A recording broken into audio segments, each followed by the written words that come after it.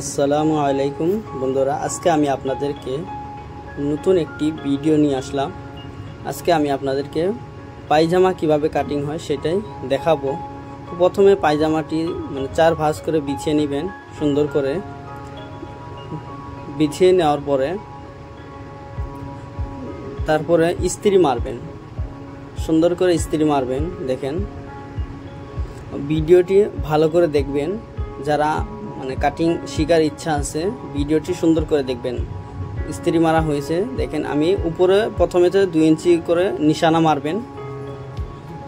নিশানা মারার পরে ফিতাটা লম্বালম্বি বিছাবেন। বিছানোর পরে দেখেন 33 ইঞ্চিতে এটা লম্বা, তো 33 ইঞ্চিতে আমি মার্ক করে দিয়েছি। তারপরে আপনার 11.5তে মার্ক করবেন।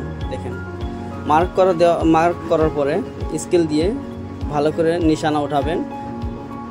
উঠানোর পরে দেখেন, তো এই নিশানার তলে আরো 2 ইঞ্চি বাদ দিয়ে একটা নিশানা মারবেন।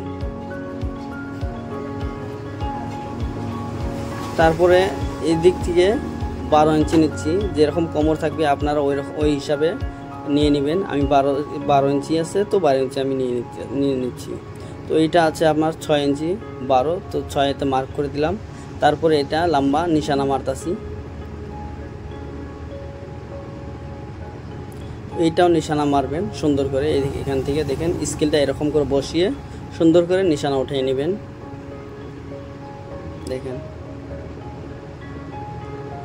দেখেন তারপরে কাটিং করে নিচ্ছি। পায়জামা কাটিংটা কিন্তু একদম সহজ।